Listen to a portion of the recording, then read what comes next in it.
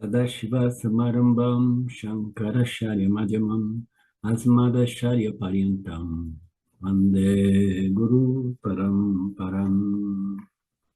Om Shanti, Shanti, Shantiam, Namastê. Então, dando continuidade à nossa aula de domingo, né? Segunda sessão, beleza, do Gita, com arquivo novo, versos 12 a 13. Swami fazendo um recap, né? Recapitulando. Esse capítulo 12 até o verso 11, o senhor falou sobre a devoção. A devoção, ele fala, como eu disse, não é uma yoga, não é uma prática, é simplesmente um nome comum para todos os 5 estágios, né? Eu acho que é mais adequado dizer, é uma atitude, né, emocional ou devocional que precisa permear, estar presente através de todos os 5 estágios, como estruturado neste capítulo 12. Você lembra dos 5 estágios, né? Então, ele dividiu o Kama Yoga em 2 estágios, o Passana em 2 estágios. Quais são os estágios, né? É Deus numa forma única e Deus como a totalidade de todas as formas, tanto para o Passana como para fins de Karma Yoga, né? E depois o Yin Yoga. Então, foi estruturado como 5 estágios, né? Que é um ângulo diferente de observar esses estágios, essas sadhanas, como propostas pelas escrituras védicas vedânticas, né? Do Gita. Portanto, a devoção é uma atitude religiosa espiritual e que culmina com o Vedanta Vichara. Vedanta é a investigação da real natureza da realidade sob a luz dos ensinamentos do Vedanta, ou em outras palavras, dos Upanishads, né? A real natureza da realidade é sinônimo da real natureza de Deus, né? Porque o Deus real, ele é livre de qualquer guna, não existe nada, né, colorindo, né? É simplesmente totalmente livre de atributos, né? Então, a gente vai investigar a natureza de Deus, porque no início o indivíduo, eu vejo essa galera aí no mundo moderno, né, da espiritualidade, New Age, isso aqui, tentando descobrir a realidade, mas eles pensam que a realidade possa ser encontrada no mundo, né, através de investigações científicas aqui e ali, né, ou místicas aqui e ali, né, acessando algumas locas, né, algumas dimensões, né, sutis, né? Mas, na verdade, a realidade é muito simples. Se você olha para a realidade colorida pelos gunas de Maia, você está olhando para, né, objetificar aquilo que é a natureza de Saguna Ishvara, Deus, né? Então, Deus é tudo, os 3 níveis, né? O causal, o sutil e o físico material. Então, ele se manifesta como a totalidade nesses 3 níveis. Então, eu estou simplesmente, né, investigando a natureza da realidade de Mitya, né? Eu costumo colocar a ciência de Mitya, a ciência de Shwara, que envolve a compreensão desses 3 pilares de Mitya, né? Que é o Criador Ishvara, a criação Jagata e a criatura inteligente que nós chamamos os Jivas, né? E o relacionamento do ângulo do Jiva, o relacionamento com o Criador e suas leis, de modo que nós possamos purificar e crescer, né? Mas aí a gente entra num outro âmbito mais tarde, que é a investigação da natureza da realidade, sempre, né, investigando a natureza de Deus, porém a natureza de Deus em sua natureza nirguna, sem os gunas, que significa Brahman.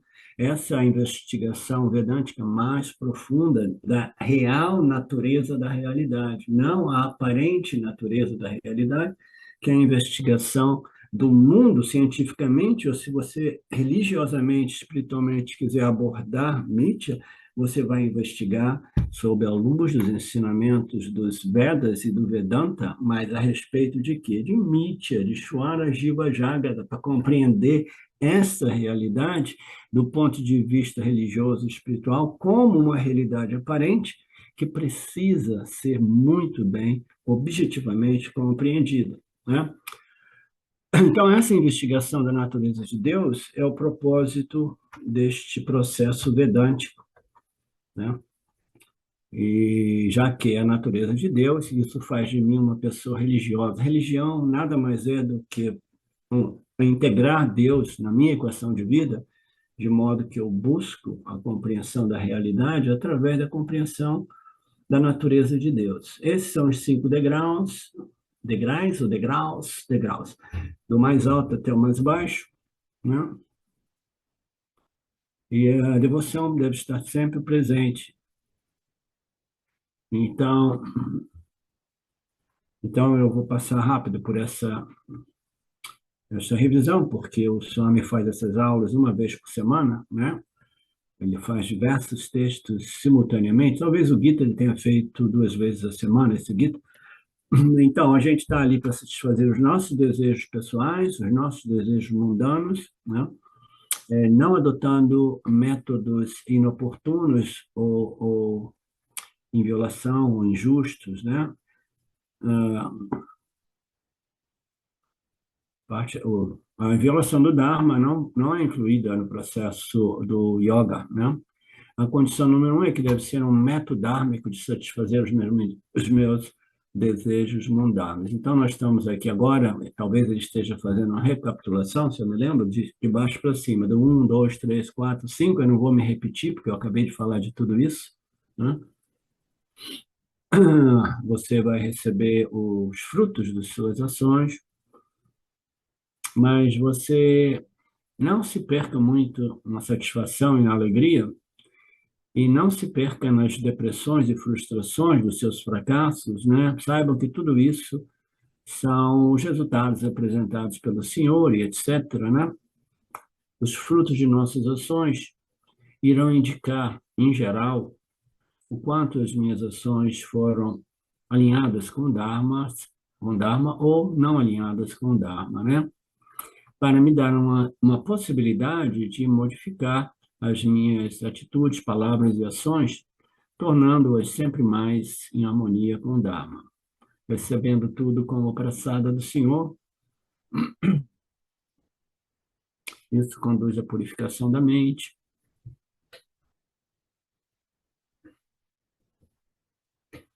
A mera associação com o Criador é capaz de iniciar o processo de purificação. Isso leva a um estágio que leva um tempo suficientemente longo. Pela primeira vez, o Swami está colocando aí um adjetivo longo. Quanto tempo? Ninguém sabe, né? Aqui ele está dizendo, em geral, lá embaixo, o tempo é um pouco mais longo, porque você é uma pessoa extremamente materialista, egocentrada, e que deve aprender a observar o Dharma até você passar para o estágio seguinte, que é o estágio 2, indo de baixo para cima, né? E você, aí ele dá uma dica bacana, você vai compreender, quando você está ali, cheio de desejo, movido por desejos, né? Você vai compreender o seu nível de desenvolvimento observando a natureza dos seus desejos, né? Quanto mais grosseiro for o seu objeto de desejo, significa, ou essa é uma indicação, que a sua mente é mais grosseira, né? Quanto mais sutil for a natureza dos seus desejos, significa que sua mente está mais sutilizada, né? Então, os desejos mais grosseiros são ilustrados, em geral, por desejos meramente sensoriais, né? Então, eu quero simplesmente ter satisfação sensorial, satisfação mental também, porque por um momento, eu me sinto realmente um sucesso, né? Etc, etc. E esses desejos mais grosseiros, gradualmente, eles serão refinados se o indivíduo observar o Dharma e começar a receber os sucessos como presente do Senhor. Sucessos e fracassos, né? Então, esses desejos sensoriais são os mais grosseiros. Os desejos mais sutis são aqueles mais sensíveis, né?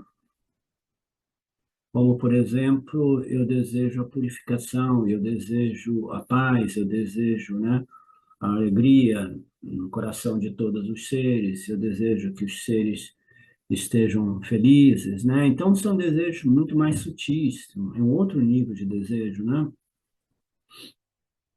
Desejos mais satívicos, desejos mais dármicos, de contribuição ao mundo, né?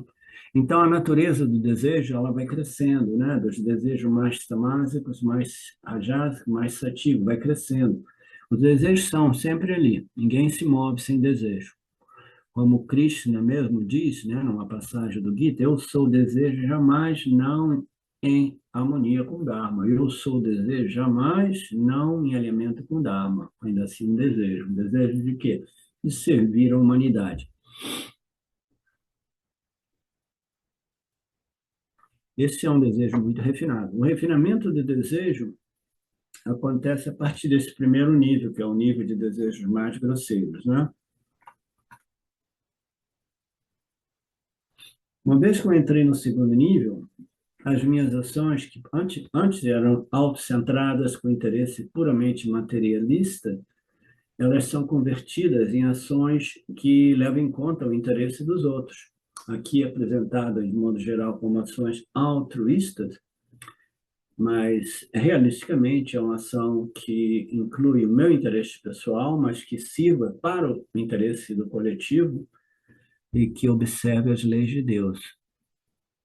Em vez de ser um desejo puramente egoísta, eles se estejam desejos altruístas, né? Significa, entre parênteses, ações que sirvam para beneficiar mais pessoas possível, né? E tem um outro contexto, as ações, essas ações do Niskama, ela é classificada, as nossas ações, quanto mais pessoas a gente beneficia, a gente impacta positiva, mais elevada essa ação Niskama é, né? Se eu coloco uma ação só para o meu benefício e dos meus filhos, é uma ação puramente sacana. Mas se eu boto uma ação que já inclui os meus vizinhos mais próximos, é uma ação Niskama. Se inclui, né, o meu bairro inteiro, já é mais purificada, mais elevada. Se inclui toda a minha cidade, se inclui toda uma nação, se inclui todo o planeta, né? Então, existe modos de a gente classificar as nossas ações na medida do o quanto mais pessoas possam ser beneficiadas, né? Então, uma pessoa se tornou consciente dos outros, né? Sensível, né? Empática a respeito da necessidade dos outros seres humanos e dos outros animais também. A mente expandiu, a mente se sensibilizou. Vocês compreendem que somente este relacionamento com Deus, né? E essa atitude devocional vai criar essa sensibilização da mente de modo que ela desenvolva a empatia, a compaixão e o amor por tudo que existe ao nosso redor, né? Que as nossas ações sirvam para o bem-estar dos outros. Que eu seja um beneficiário, sim, naturalmente, ninguém faz uma ação para se machucar, né? Tudo bem, eu vou ser o beneficiário, mas que as minhas ações possam beneficiar outros seres também. Este é o segundo estágio do Karma Yoga, que é chamado Niskama Karma Yoga. A ação agora é melhor, predominantemente altruísta, né? Ou ações que envolvem, né, o benefício não somente meu, mas de tanto quanto mais outras pessoas. Gradualmente, minha mente se torna mais purificada e refinada, silenciosa, pacificada, sensibilizada. E aí eu me classifico, não,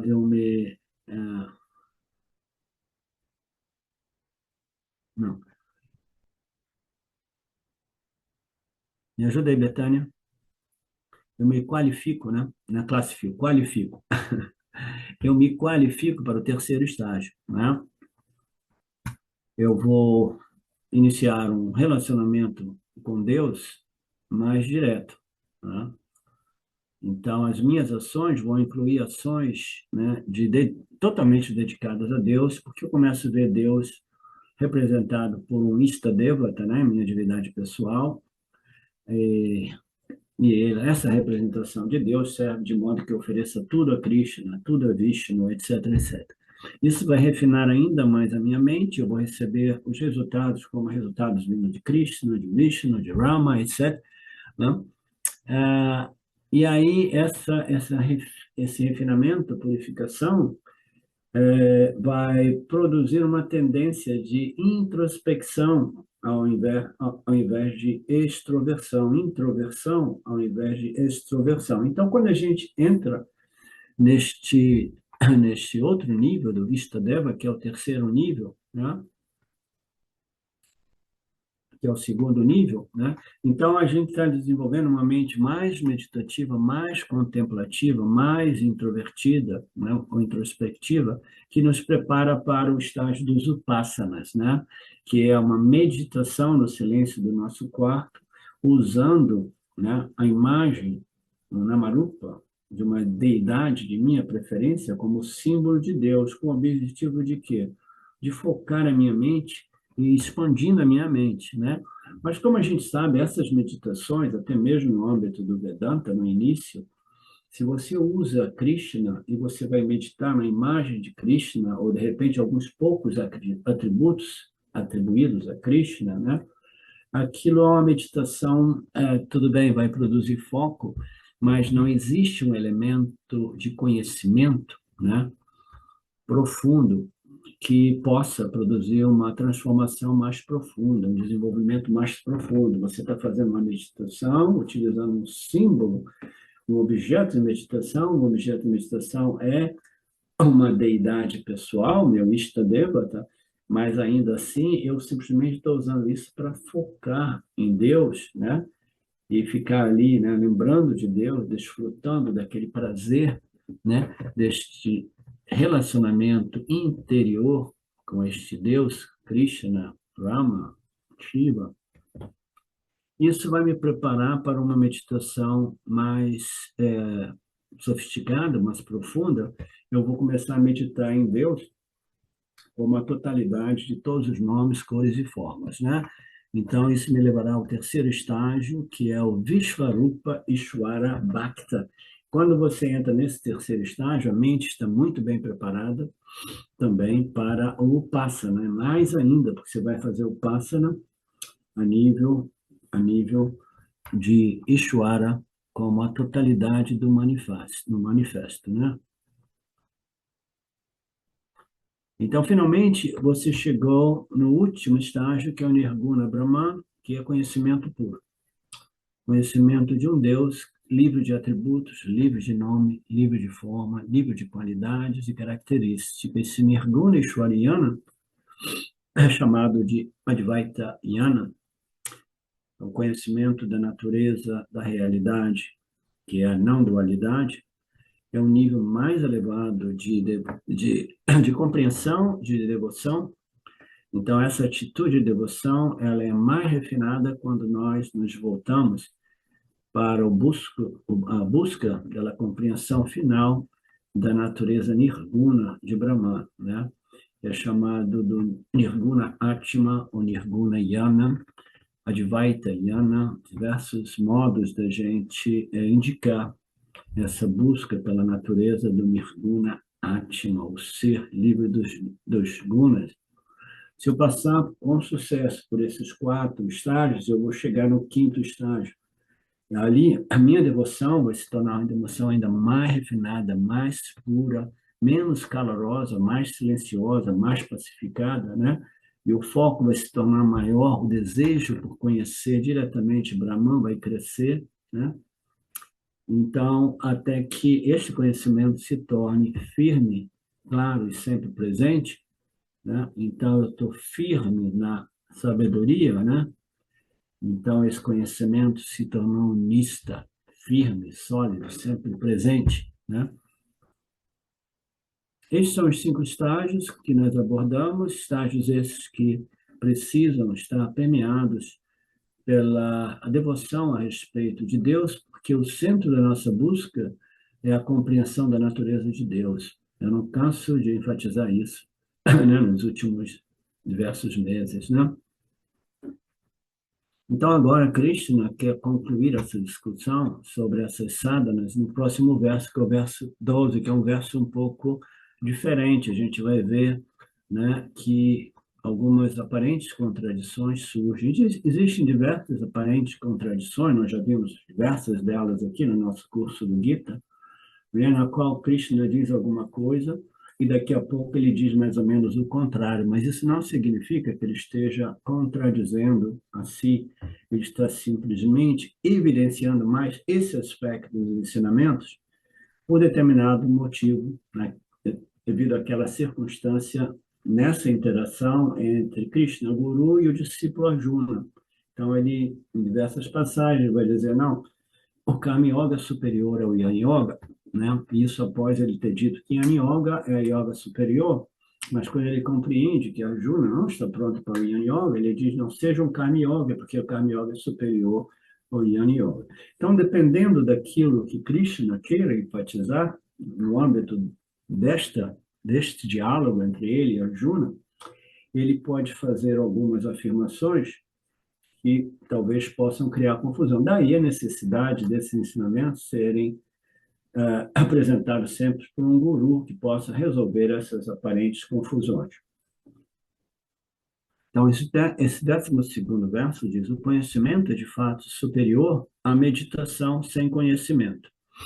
A meditação com conhecimento é superior ao mero conhecimento sem a meditação.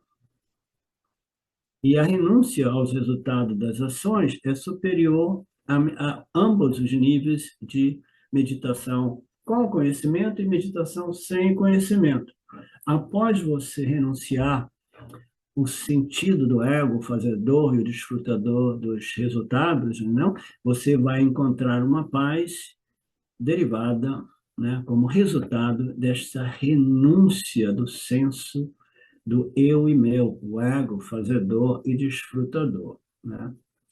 Então, aqui ele está apresentando os ensinamentos num âmbito diferente, de um ângulo diferente, não apresentando subdividido naqueles 5 processos, né, que começa com o Karma Yoga materialista, passa por Karma Yoga religioso, que começa a observar o interesse e o benefício dos outros, aí ele passa no nível superior, né, que é o Upasana, e depois ele expande a sua Upasana de uma figura, né, contida por nome ou forma, para Ishvara como a causa material, a causa inteligente, até entrar na meditação Nididhyasana. Então, antes ele apresentou aquele ângulo, aquela perspectiva de análise voltada para esses estágios, focalizando na atitude devocional, que precisa estar permeando aqueles estágios, tá? Agora, ele não está falando de devoção, ele não está falando de estágios, ele está falando de sadhana, especificamente sadhanas, práticas espirituais. Ok? Vamos devagar para ninguém ficar com confusão a respeito disso.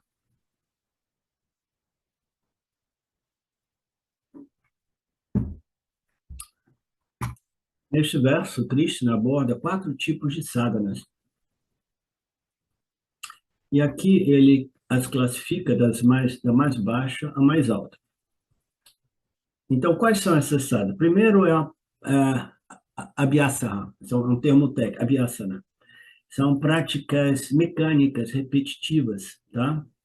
A segunda é yana, é o conhecimento. A terceira é dhyana, que é meditação. E quarta é a renúncia do senso de eu e meu, que é o senso do ego, que se identifica como o fazedor e o desfrutador dos resultados, né? Então, são 4 níveis de sadhanas, tá?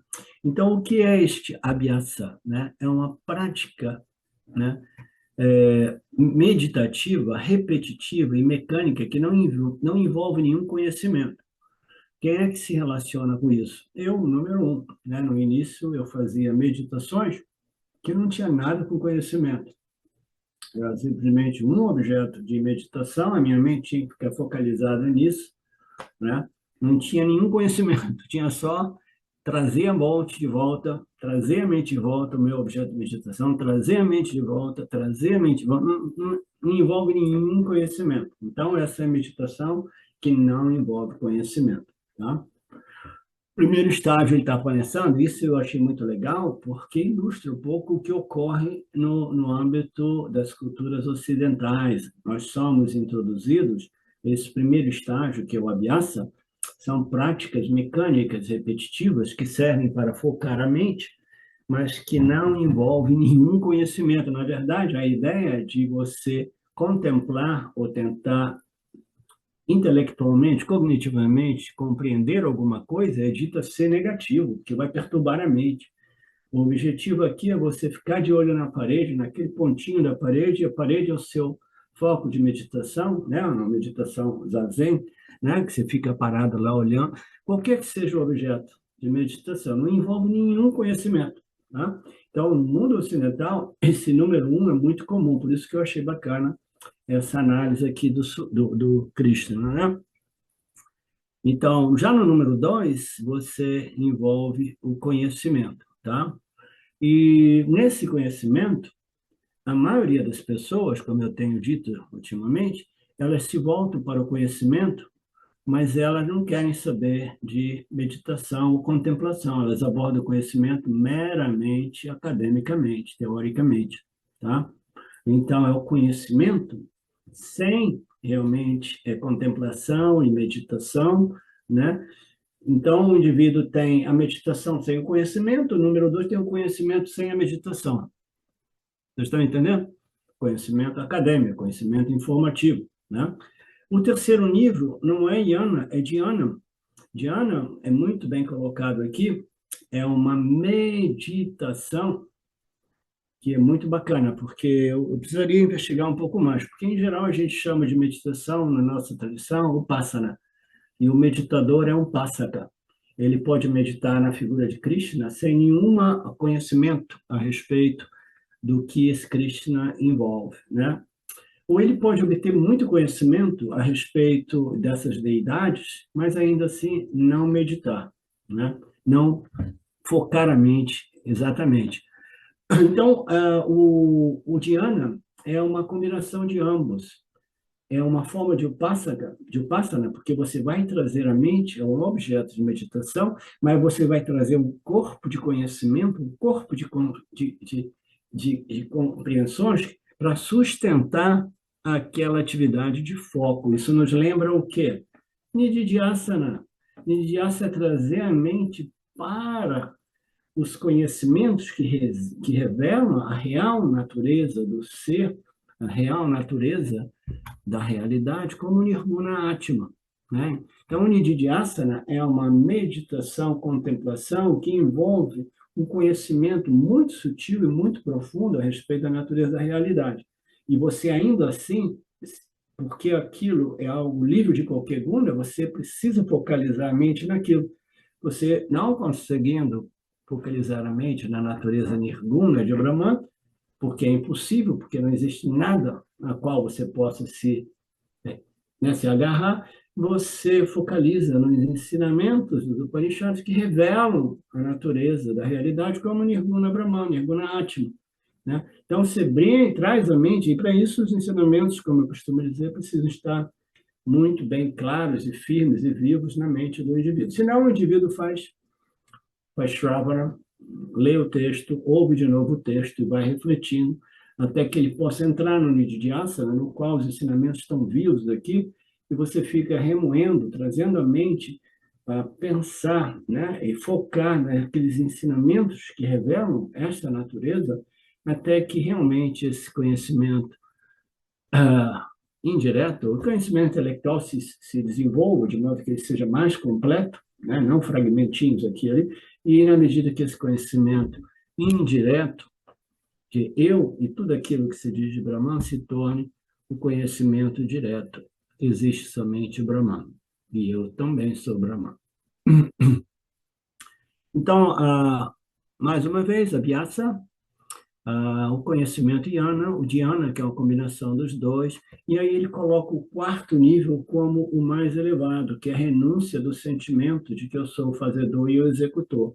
Então, aquilo que a gente via como inferior ao Nididhyasana, que é a renúncia ao sentimento, eu faço e eu desfruto, né, que é o ego, foi colocado lá em cima, por algum motivo, tá? Como mais elevado.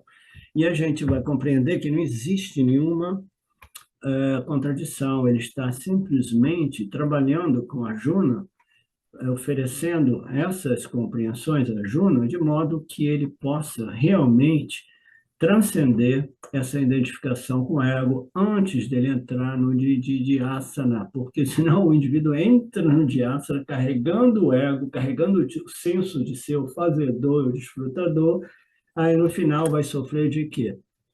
De iluminite. Ele se acha alguma coisa, se acha, ele pensa que a iluminação é um status, né?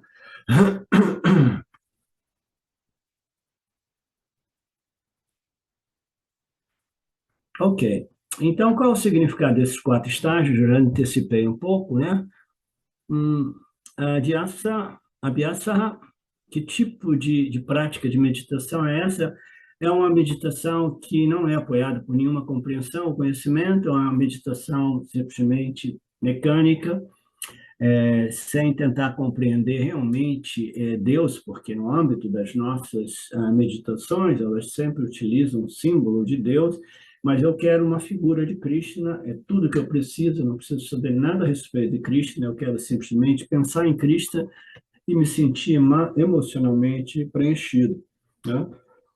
Então, ele colocou como meditações mecânicas sem o elemento conhecimento ou compreensão da natureza do seu objeto, né? Você leu alguns livros do Vedanta, e aí você começa a fazer uma meditação simplesmente para focar a mente sem nenhuma compreensão de Deus.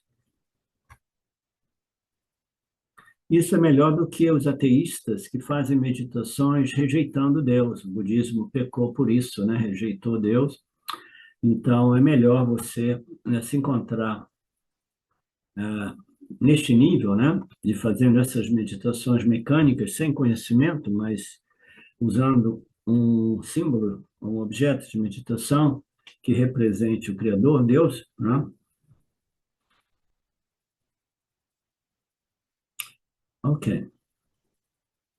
Os ateístas não acreditam ou têm dúvida, não sabem se Deus existe ou não existe, portanto, entender Deus é algo impossível ou não prático, né? Elas praticam a meditação para outros objetivos, para se sentirem melhor, como eu costumo dizer, né? Você medita para você se sentir melhor com você mesmo. Quando você está mal, eu fazia assim, quando eu estava mal, eu dizia assim, meu Deus, eu tenho que meditar porque eu estou me sentindo muito mal, né?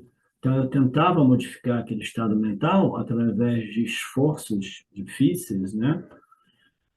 Nunca sabendo o resultado, né? Ou uma hora ou mais lá sentado, tentando impactar positivamente o meu estado mental, de modo que eu pudesse me sentir melhor e ver o mundo de modo um pouco mais positivo, né?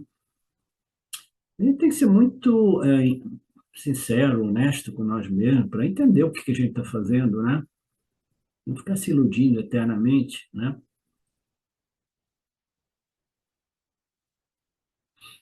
Ok. Essa meditação mecânica, sem conhecimento, ela é chamada aqui de prática repetitiva de meditação, ou abhyasa. A segunda prática oferecida por Krishna Guru é o do jnana, do conhecimento, que é muito comum no âmbito acadêmico, né? Os acadêmicos, que eles vão lá, eles leem, compreendem um pouquinho, que bacana, mas é um conhecimento informativo, acadêmico, intelectual, né? Que não frutifica, né? Então, este ano ele é obtido através do estudo das escrituras, raramente esses acadêmicos, então, muitas vezes os acadêmicos estudam muito mais do que eu estudei as escrituras, mas estudam de um modo diferente, sozinhos, lendo os livros, lendo as escrituras, jamais procuram um guru, porque o objetivo deles não é uma transformação, mas é o conhecimento acadêmico, o ego deles não permite que eles tenham associação com o guru, né? Então, o estudo sistemático, teórico, intelectual da escritura pode propiciar uma compreensão, né? Um conhecimento. Isso é chamado de jnana. E aqui, essa palavra jnana é um conhecimento sem uma prática de meditação e internalização, é conhecimento teórico, intelectual, acadêmico. Essa pessoa tem um conhecimento acadêmico de Deus, mas não medita e contempla para que ela possa internalizar e ser transformado por esse conhecimento. O conhecimento só é realmente bom se ele produz uma transformação. Se ele é simplesmente mantido a nível acadêmico, ele é árido, né? Ele é estéril. Estéril? Ele não produz frutos. Então, a gente pratica essas meditações com objetivo sobre Deus para internalizar esse conhecimento e ser transformado, aqui nas palavras do Swami Paramarthananda, né? Qual é o segundo conhecimento? É o conhecimento sem a meditação que internaliza e transforma. Conhecimento intelectual, conhecimento informativo, conhecimento filosófico. Meditação e a tragédia de tudo isso, é que as pessoas que se iludem pensando que o conhecimento informativo, intelectual, né, sem que ele tenha sido internalizado, é o objetivo final, elas passam para as pessoas que as ouvem a ideia de que é mais ou menos isso mesmo, né? Ah, não, é uma filosofia, né? Eu já ouvi isso, é uma filosofia, né? Então a pessoa se ilude, pensa que é uma filosofia que a nível de conhecimento, né, intelectual, informativo, a pessoa obtém moksha, né? E as pessoas vão sendo iludidas, porque é inevitável que essa ilusão não seja transferida para aquelas pessoas que ouvem esses discursos, tá? Então, qual é a segunda coisa? Conhecimento sem meditação. E qual é a primeira coisa? Meditação sem conhecimento. Então, meditação sem conhecimento é abhyasa, meditação sem conhecimento. Meditação sem conhecimento é abhyasa, meditação sem conhecimento é yana. Aí tem alguma coisa errada. Meditação sem conhecimento. Primeira coisa, meditação sem conhecimento. A meditação sem conhecimento é bias. A meditação com conhecimento é yana, tá? Tem um erro ali de transcrição. Meditação com conhecimento é yana. Ali, professor, eu acho que não é, tá errado, é só conhecimento, sem meditação ainda. Ele não faz a junção ainda. Ele é o segundo, ele não é o terceiro que tem meditação e conhecimento junto, que é o dhyana. Ok. Ele só Então, está com conhecimento. então deixa eu repetir aqui. Portanto, qual é a segunda coisa? Conhecimento sem meditação. A primeira coisa, meditação sem conhecimento. A meditação sem conhecimento é abhyasa. A meditação sem conhecimento é yana. Sim. A meditação É conhecimento sem meditação, tá ao exatamente. contrário. Tem o erro, é. Então, a transcrição foi errada por isso. É o conhecimento sem meditação em Yana, mas é possível sabedoria sem conhecimento? O Yana chegou. Esta é a segunda coisa. Eu tenho um conhecimento, mas não obtive uma sabedoria que realmente transforma. Deixa eu falar uma coisa. Na hora que eu estava fazendo a transcrição aí, a tradução, eu conferi várias vezes no texto em inglês, está do jeito que está. Aqui, ó, quando ele diz, então, meditação sem conhecimento é abhyasa. Tudo bem. E meditação sem conhecimento é gnana. Só que vê que ele coloca entre aspas o gnana. Mas aí ele faz a Sim, sim, pergunta, sim. mas é possível sabedoria sem conhecimento? Então ele faz uma afirmação que a gente sabe que não é. Sim. Por isso que Então, ele colocou entre aspas. Aí ele esclarece, o Guiana chegou, essa é a segunda coisa. Aí no outro parágrafo ele fala, uma terceira coisa é uma combinação de ambos. Então pode ver que está entre aspas, é que na é fala. exatamente, é exatamente isso, Marcelo. É porque eu costumo ouvir esses textos antes da aula, porque aí eu vejo os momentos assim que ele está brincando, fazendo uma Isso. afirmação falsa, entendeu? Mas a entonação dele fica mais fácil você ver Eu o que ele também, está na hora que eu querendo estava dizer. fazendo, eu fiquei até que eu cheguei a essa conclusão. Aí eu me toquei, tá, entre aspas, justamente por É por conta aí disso. mesmo, Marcelo, você tem toda a razão, né? Então, porque aqui ele está expondo, né? Mas a meditação sem conhecimento, será que a gente pode considerar Yana? É possível realmente uma sabedoria sem conhecimento, né? Naturalmente que não. Então, o Iana chegou e ele vai muito provavelmente expor aqui que não é por aí. Você levantou a mão, Betânia, que eu vi quando você começou a falar. Você quer dizer alguma coisa rapidamente? Sim, professor, esse verso, né, para mim, do Krishna, faz sentido como as sadhanas preparatórias antes dos 4 níveis de yogas, né? Porque eu estou vendo aqui meu caminho. Primeiro eu fui lá para a meditação do silêncio, enfim, tá, tá, tá. Aí fui capaz de ouvir os conhecimentos do Vedanta e depois começo a fazer uma meditação com os conhecimentos do Vedanta e sabendo o que é Deus, sabendo. Aí eu começo o Karma Pala, que é o primeiro nível do yoga.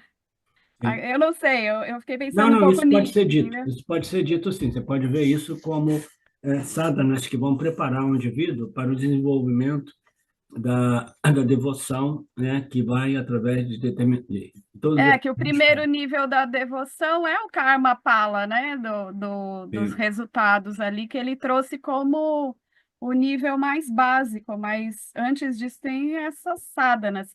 Foi isso que sim, eu falei ontem, que sem a compreensão não dá nem para entrar na primeira sadhana, porque eu não tenho a possibilidade nem de saber o que é Deus para meditar em qualquer coisa para eu poder ser um Karma Yogi. sim, sim. A meditação, a compreensão, o conhecimento, ela precisa estar presente em todos os estágios e acompanhada da devoção, né? E a terceira coisa é uma combinação de ambos, só chega mesmo no terceiro nível, que é o dhyana, né? Uma pessoa estuda as escrituras, ela entende, né, o que é a natureza de Deus, né? O que Deus representa, né, para todos nós, ela obtém um conhecimento claro. Depois de obter esse conhecimento, ela medita, ela foca, né, nesse conhecimento a respeito do Senhor. Ela não está focalizando num objeto que representa o Senhor, qualquer que seja o objeto, ela está focando no conhecimento que revela a natureza de Deus, né? E no início, essa guna é Deus. Só no final aqui o indivíduo vai lidar com nirguna Deus, né? Qual é o terceiro estágio? Dhyana, uma mistura de conhecimento e meditação, contemplação. Você quer conhecer? Sim, mas não pare a nível meramente informativo acadêmico. Comece a contemplar tudo isso, meditar, upasana, dhyana, né? Então, você pode chamá-lo de conhecimento com meditação ou meditação com conhecimento. É uma mistura dos dois que é chamado de dhyana. É a primeira vez que eu vejo essa colocação, porque eu ouvia dizer dhyana se referindo à meditação e upasana se referindo à meditação. Então, o Passana, né, eu imagino, daquilo que o Swami está nos apresentando, o Passana é uma prática de focalizar a mente num objeto de meditação com ou sem conhecimento. E Dhyana é uma prática de focar a mente num símbolo do Senhor totalmente sustentado por conhecimento. Tá? Então, Dhyana é algo muito mais sofisticado e completo e complexo. Então, Abhyasa é meditação sem conhecimento, Yana é conhecimento sem meditação, Dhyana é meditação com conhecimento, né? É uma mistura dos dois. E a quarta sadhana, que ele coloca aqui, né, para surpresa de todos nós, a gente imaginaria a quarta sadhana é Nididhyasana, e ele vai e coloca a quarta sadhana como o karma pala tyaga, né, uma atitude de receber os frutos das ações, né, como prasada e dedicar as suas ações. Você simplesmente se dá conta que você não é realmente o controlador de tudo, né? Então, ele coloca aquilo que, em geral, é visto como a nível do Karma Yoga, ele coloca como a sadhana mais elevada, né? No âmbito daquelas outras, meditação, né? Mecânica, meditação sem conhecimento, meditação com conhecimento. Agora ele diz assim, mas tudo isso só vai acontecer, só vai te beneficiar se você tiver purificado o ego, neutralizando o sentimento do ahamkara, mamakara. Eu, as minhas ações, os meus resultados, eu faço e eu experiencio. O ego é definido pelo senso de que eu sou o fazedor e o desfrutador. Então, isso é possível através de uma constante dedicação dos frutos das ações ao Senhor. Então, esse resultado veio de você, eu dedico as minhas ações a você, eu sei que tudo se resolve em você e tudo se origina de você. Então, essa é uma atitude devocional muito complexa, que envolve muito conhecimento, né? O Felipe tinha erguido a mão, Fagundes. Oi? Felipe Fagundes ergueu a mão. Desculpa, Marcelo. Eu ergui a mão, eu queria. Bom dia a todos, bom dia, professor. Oi, Fagundes. Desculpa, não vi a sua mão, não estou prestando muita atenção na Não, tela hoje. não, sem problema.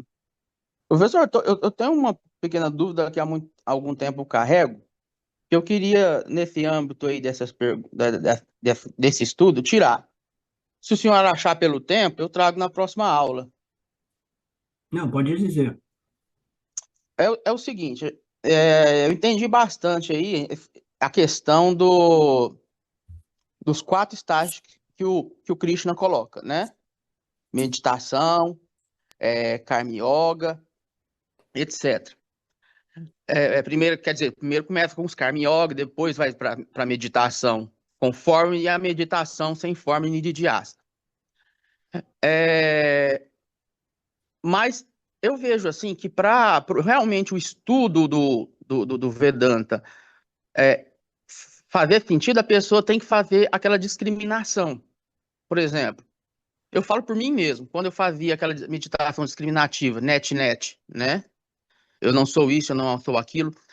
Porque não adianta só a gente escutar, você não é o corpo, você não é a mente. Você tem que ver, por raciocínio lógico, que você não é o corpo e não é a mente. Então, por exemplo, eu vejo, eu sou o corpo? Não, eu não posso ser o corpo, porque o corpo está em constante mudança. Logo, isso não é a minha essência. Eu sou a mente? Não posso também ser a mente, porque a mente também tem constante mudança. Então, eu não posso ser a mente. Se fosse assim, eu seria muito, porque toda hora a mente está mudando. Essa discriminação net, eu acho que é muito importante para internalizar esses conhecimentos. E em que momento que ela é necessária aplicar? É no Shravana ou no Manana? Essa discriminação, você está se referindo a uma prática que se refere mais a uma reflexão manana ou nididhyasana, né? Porque a identificação com o corpo-mente, ela surge no âmbito das nossas interações, né? E aí a lembrança desses ensinamentos, né, que você colocou como viveka, discriminação, eu não sou essa mente, eu não sou essa atitude, eu não sou esse corpo, porque tudo isso é visto objetivamente como algo outro que eu mesmo, né? Eu não posso ser aquilo que eu vejo, aquilo que eu testemunho. E, além disso, o que eu testemunho está sempre em modificação, e eu entendi, compreendi, aceitei que a realidade é aquilo que jamais se modifica, que é sempre presente. Então, isso é uma viveka muito profunda, entendeu? Essa é uma viveka que não é abordada nessas 4 sadhanas aqui, tá? Ela é mais abordada no nível dos ensinamentos do Jnana Yoga do Vedanta, tá? Mas ela precisa ser praticada, né, como uma forma de manana.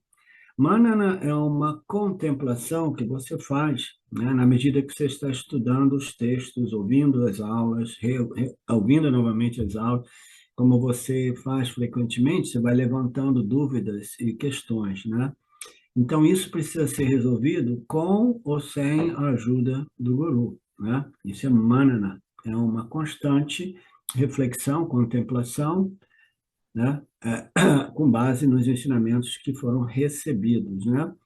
E depois que a dúvida foi eliminada, você compreende que todo e qualquer objeto de experiência não pode ser você, porque você é o sujeito. E a mente também é um objeto de experiência, porque você experimenta a mente não te experimenta, né?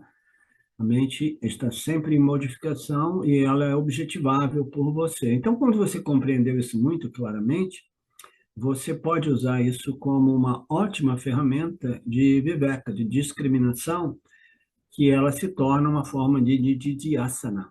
Constantemente, você está lembrando da sua real natureza como aquilo que jamais se modifica e que jamais é sujeita à objetificação, mas que através do qual você objetifica tudo, né?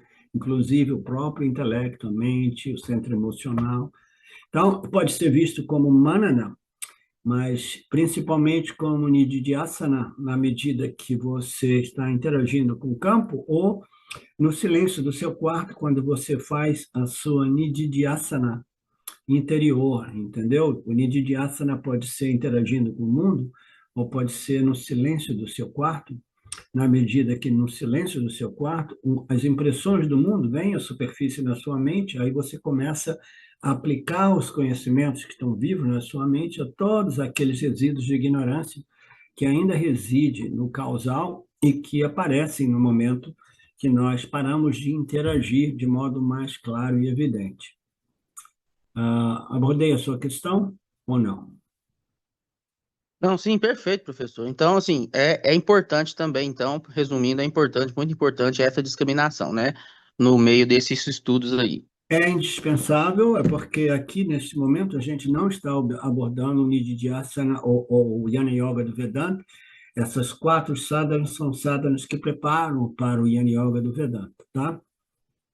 Antes, eles abordavam a atitude devocional que ia desde o início até o Jnana Yoga do Vedanta. Agora ele está abordando 4 práticas que preparam para o Jnana Yoga do Vedanta, e nessas 4 práticas, os sadhanas, não aparece o Nididhyasana ou Jnana Yoga do Vedanta, que é o estudo das escrituras finais, as assim ditas Upanishads, tá?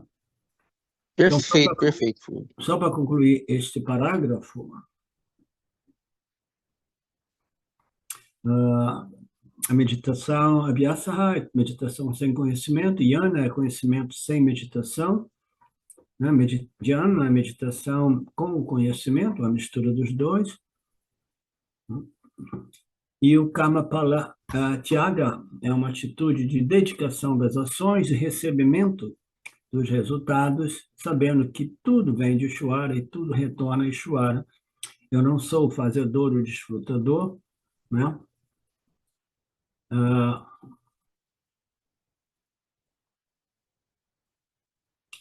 Kamapala Tyaga é essa atitude muito linda, muito maravilhosa, né? Que vai neutralizar o sentimento do ahankara, mamakara inerente ao ego humano, né? Então, é isso. Ok? Então, a gente para por aqui, a gente passou. Desculpa aí para vocês que estão se preparando para a Páscoa. Eu estou por aqui. A gente se encontra no próximo sábado. Semana que vem eu devo estar por aqui ainda. E qualquer coisa, se quiserem me contatar, eu estou por aqui, tá? Com muita disponibilidade de tempo.